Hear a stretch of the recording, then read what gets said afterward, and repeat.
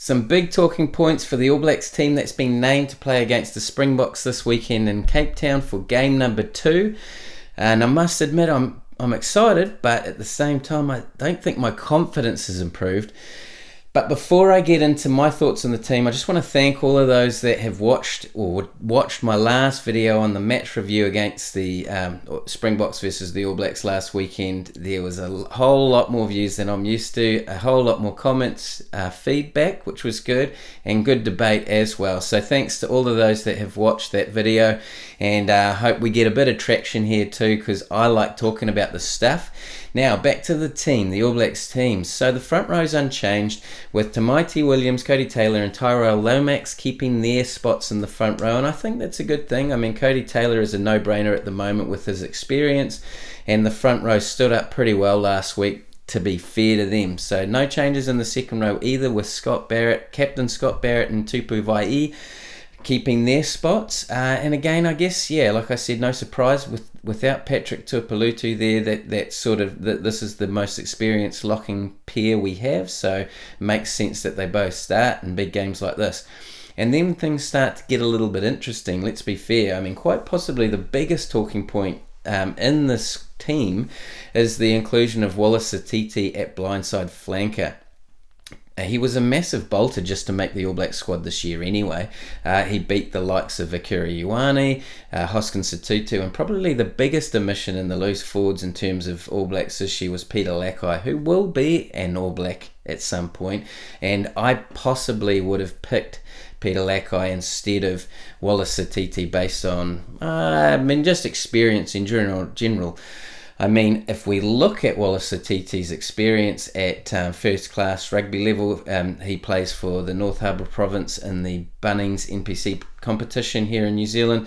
He's had 10 caps for North Harbour, and then for the Chiefs he's had 12, and that was just this season. I think for the Chiefs all at number 8. He had an incredible season, don't get me wrong. The Chiefs made the final, and he was a key to that.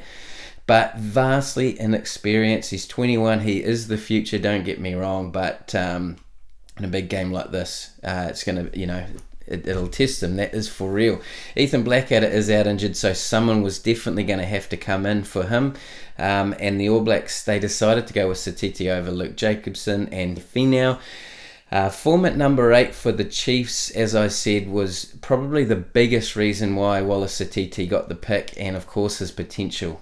He is, as I said, he's going to be the future. I think the message to Satiti before this game, it just needs to be a simplified message considering the enormity of the game. Don't give him too much to think about. Just want to keep his thought process pretty straightforward. Just focusing on nailing his core role. Run hard, tackle hard.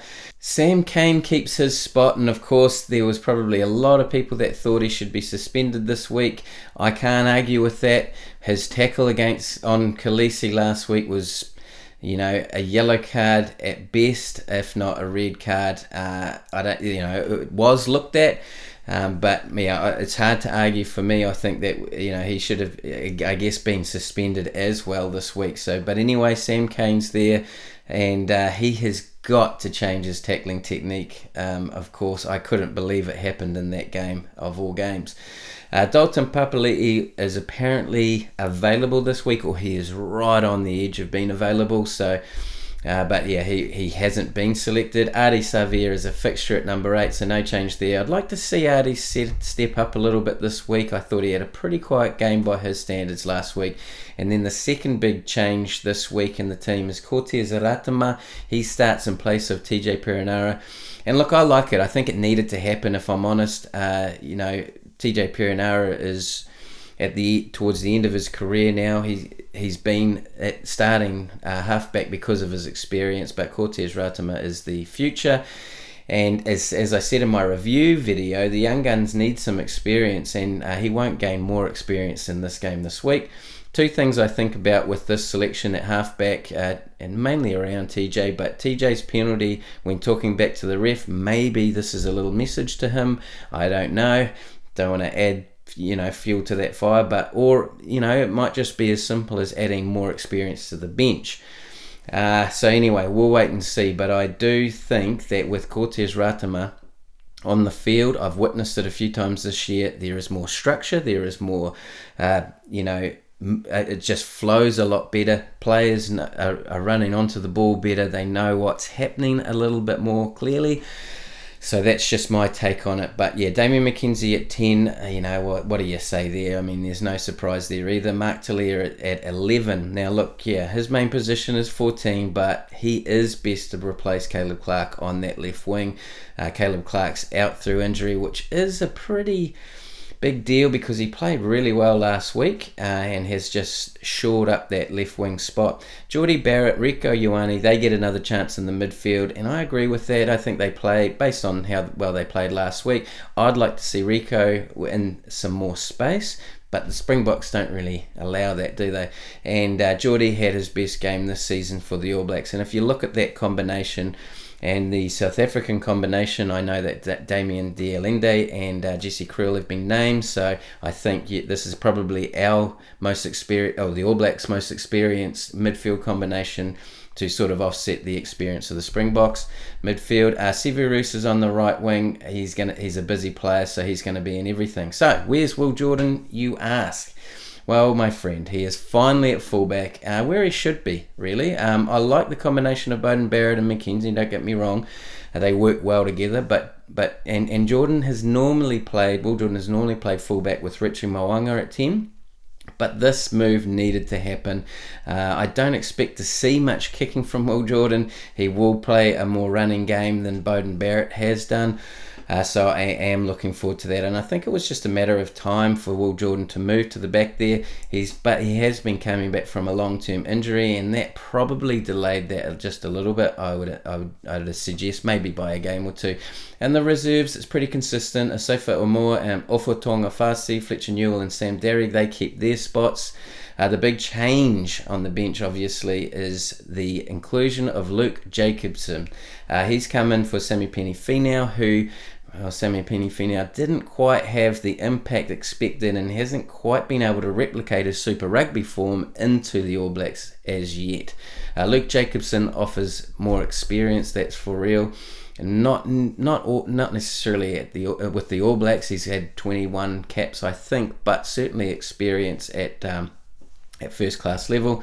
But experience is really key here, and of course Luke Jacobson offers more versatility. He can play any position in that loose forward trio. The back reserves, TJ Perenara, Anton Leonard-Brown and Beauden Barrett, with experience totalling a combined 290 test matches on the bench. The All Blacks are determined to finish this game better than they did last week, that is for real. And I think with that sort of experience, it's more likely the message will be executed, or game plan. So you tell them what you want, and they're more likely to be able to deliver on that than the inexperienced guys. Beauden Barrett off the bench is key here for me. Anton Leonard-Brown always offers a bit of impact, but Beauden Barrett is key. He's always been a class impact player, and it's worth remembering his performance off the bench against England at Eden Park this year.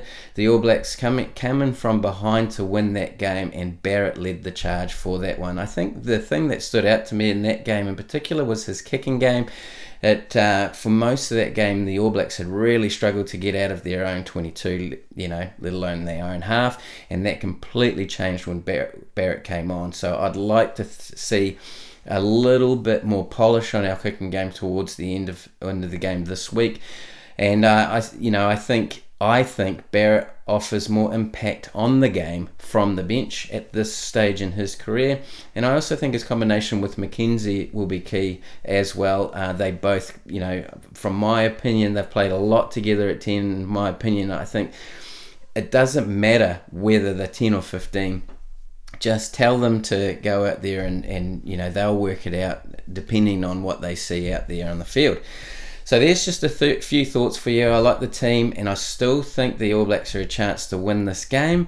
And look, I do plan to make a preview video before the game. I see that the Springboks team has been named. I don't have time just to sort of throw a few thoughts together for that one.